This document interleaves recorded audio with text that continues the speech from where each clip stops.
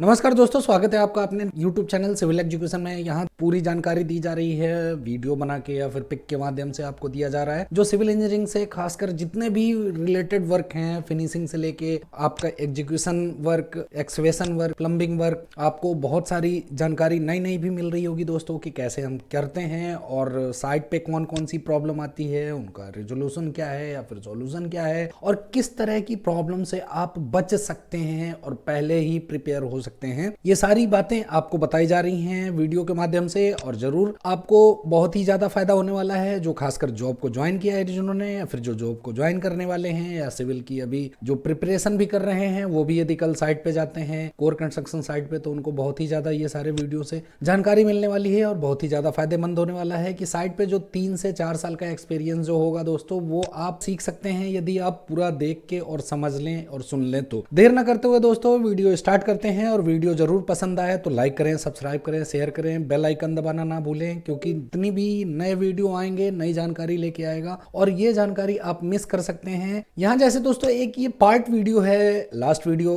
बना हुआ था कि कैसे आप फिटर को पहचान सकते हैं। फिटर मीन्स जो रेनफोर्समेंट फिटर होते हैं दोस्तों। फिटर का दो मतलब भी होते हैं। स्ट्रक्चरल वर्क में जब आप चले जाएंगे तो फिटर का वर्क अलग हो जाता है, जो कि स्ट्रक्चरल कॉलम को या फिर स्ट्रक्चरल कॉलम्स के पार्ट को या स्ट्रक्चरल बिल्डिंग के पार्ट्स को असेंबल करते हैं। जबकि रेनफोर्समेंट फिटर केवल आरसीसी वर्क में रेनफोर्समेंट को कट करना, बेंड करना, साइड पे प्लेस करना, ये सारा वर्क रेनफोर्समेंट फिटर का होता है। केवल रेनफोर्समेंट फिटर की यहाँ बात हो रही है दोस्तों कि आपको साइट पे यदि कोई वर्कर मिला या किसी ठेकेदार ने आपको वर्कर दिए कि ये सर रेनफोर्समेंट फिटर है, तो आप कैसे आइडेंटिफाई कर पाएंगे। लगभग 11 क्वेश्चन जो मेन थे वो मैंने सेलेक्ट किए थे, 5 में बता चुका हूँ। 6 नंबर से अभी स्टार्ट होता है दोस्तों, और इसमें भी कहाँ क्या गलतियां होती हैं या फिर वर्कर कहाँ क्या गलती कर सकता है, ये बातें आपको पता चलेंगी इसमें, और आप उसको कैसे आइडेंटिफाई कर सकते हैं कि हाँ वो गलती कर सकता है। यहां जैसे देख सकते हैं दोस्तों 6 नंबर पे है कि number of laying of reinforcement as per spacing. इसका सिंपल सा फंडा है कि आप कोई भी वर्कर आएगा तो जैसे मेजरमेंट के लिए मैंने आपको बताया था कि उसे कम से कम मीटर, mm, फीट, ये सारी जानकारी होनी चाहिए। तो आप पूछ सकते हैं उससे कि यदि कोई भी रेनफोर्समेंट 200 की स्पेसिंग पे है तो यदि 1 मीटर की डिस्टेंस ली जाए तो उसमें कितने नंबर्स रेनफोर्समेंट आ सकते हैं। जवाब यदि 6 नंबर देता है तो आप कह सकते हैं कि हाँ वो फिटर सही है, कुछ जानकारी है उसको। अब आप कहेंगे दोस्तों कि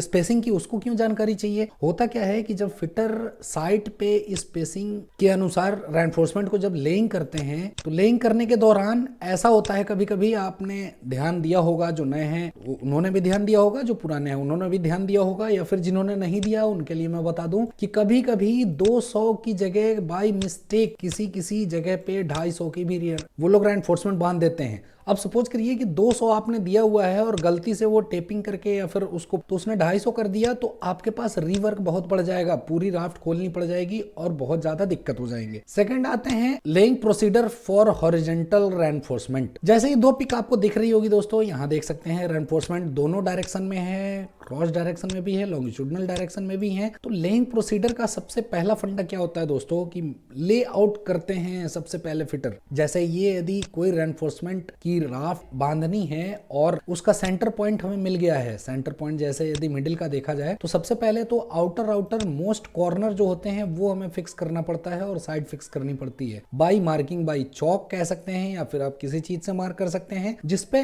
रेनफोर्समेंट को बाइंड किया जाएगा। तो फिटर को ये लेआउट जरूर पता होना चाहिए। राफ्ट 2 मीटर की साइज की है तो सेंटर पॉइंट से 1 मीटर पहले साइड में होगा और 1 मीटर दूसरे साइड में होगा। इसी तरह से सेम दूसरे डायरेक्शन में भी 1 मीटर की मेजरमेंट लेते हुए कॉर्नर को फिक्स कर दिया जाएगा और सबसे फर्स्ट रेनफोर्समेंट जो पहली लाइन आएगी वहां लेइंग किया जाएगा। वो आपको क्लियर बता सकता है कि पहले लेआउट करेंगे, फिर स्पेसिंग के हिसाब से उसमें मार्किंग होती है पूरी राफ्ट में, लॉन्गिट्यूडनली कहें या फिर क्रॉस सेक्शनली कहें, उसमें एक रेनफोर्समेंट में मार्क कर दिया जाता है कि 200 यदि स्पेसिंग है। सपोज एग्जांपल के लिए यहाँ देख सकते हैं ये कॉर्नर की जो रेनफोर्समेंट है इनमें 200 की मार्किंग कर दी जाती है। इससे ये फायदा होता है दोस्तों कि हमारा जो नेक्स्ट रेनफोर्समेंट आएगा वो उसी मार्किंग पे आएगा।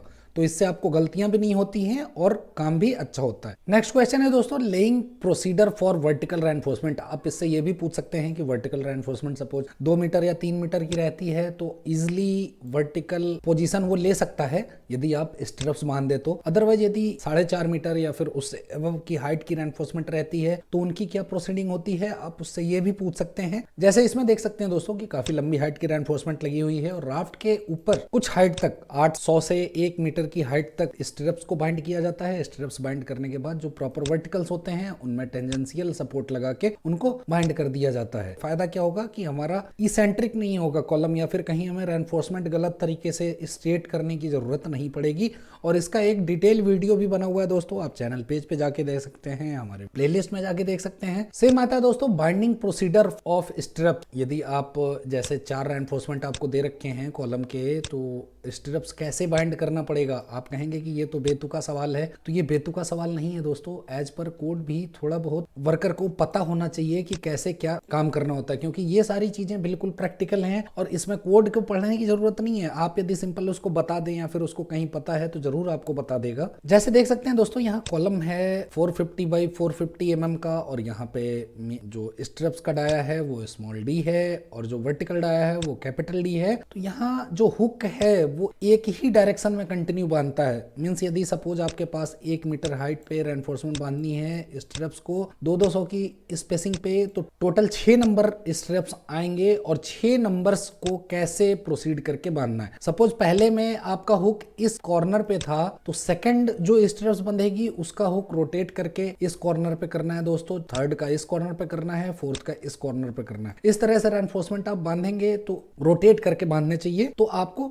वो आंसर ये दे सकता है और आप इससे सेटिस्फाई हो सकते हैं। फिर आता है दोस्तों वेट ऑफ रेनफोर्समेंट। आप उससे पूछ सकते हैं कि 1 मीटर यदि 8 mm डाया की रेनफोर्समेंट है तो कितना वेट होगा। आप देख सकते हैं कि 0.395 kg होता है। ये कैसे होता है दोस्तों, एक थंब रूल है d²/162। इससे यदि आप डिवाइड करते हैं तो अप्रॉक्स आपको करेक्ट जो वेट होता है यूनिट वेट किसी भी रेनफोर्समेंट का आ जाएगा, जहां की डी डाया ऑफ रेनफोर्समेंट है। तो ये वर्कर हमेशा ध्यान रखते हैं। अब कहेंगे कि इसकी क्या जरूरत है, तो इसकी आपको वहां जरूरत पड़ती है दोस्तों कि जब बीबीएस जो आप देते हैं बीबीएस से भी आप कैलकुलेट करके कर सकते हैं। जैसे बीबीएस ज्यादातर मोस्टली क्या होते हैं कि टनेज में आप कैलकुलेट करते हैं कि भाई ठीक है 4 टन का बीबीएस है, तो इससे आप ये भी कह सकते हैं कि ठीक है कितने का डाया बन चुका है या कितने टन सरिया बन चुकी है। तो ज्यादातर सिमिलर जो डाया रहते हैं उनमें ऐसे ही कैलकुलेशंस होती हैं दोस्तों, तो वो बता सकता है आपको यदि उसके पास जानकारी होगी तो। फोर्थ आते हैं, लास्ट आते हैं cutting length of binding wire as per dia of reinforcement bar and consumption. यहां मैंने नहीं लिखा है दोस्तों, कंजम्पशन भी आप पकड़ सकते हैं। अब यहां देख सकते हैं cutting length of binding wire. जब भी बाइंडिंग वायर आता है दोस्तों तो एक रोल में आता है, वो 300 या 400 डाया का रोल होता है और बहुत सारे बाइंडिंग वायर होते हैं। अब डिपेंड पड़ता है, वो आपको फिटर बता सकता है ये कि डिपेंड पड़ता है कि रेनफोर्समेंट का जो डाया है उसके ऊपर है कि हम इस सर्कुलर स्पाइरल बाइंडिंग वायर को कितनी mm के डिस्टेंस पे काटें। नॉर्मली क्या होता है 8 mm की रेनफोर्समेंट यदि आप काटते हैं, नॉर्मली क्या होता है 8 mm की रेनफोर्समेंट यदि आप बाइंड करते हैं तो आपको 150 mm की लेंथ तक एनफ रहता है। आप 150 mm की लेंथ को बांध सकते हैं 8 mm की डाया से। बट यदि यही डाया आपका बढ़ता चला जाए, जैसे 20 डाया हो गया, 16 डाया हो गया, 32 डाया हो गया, 42 डाया हो गया, तो इसको रोटेट करके बाइंड करने में जिसका डाया ज्यादा होगा उसके लिए बाइंडिंग वायर की लेंथ भी ज्यादा होगी। ये आप ऑब्वियसली कंसीडर कर सकते हैं कि सर्कुलर छोटा है और यदि बड़ा है तो उसका पेरिफेरल एरिया बढ़ जाता है, या आप कह सकते हैं पैरामीटर बढ़ जाता है। तो ये बातें थी दोस्तों। और रही बात की कंजम्पशन के बारे में मैं जरूर नेक्स्ट वीडियो आपके सामने लेके आऊंगा। इतने क्वेश्चंस आप पूछेंगे और फिटर यदि आपको बता देता है तो आप बिल्कुल निश्चिंत हो सकते हैं कि उसे सारा काम आता है और आपके काम को बहुत अच्छी तरीके से वो कर सकता है। तो अब मुझे विदा दीजिए दोस्तों। इस वीडियो में बना रहने के लिए आपका बहुत बहुत धन्यवाद।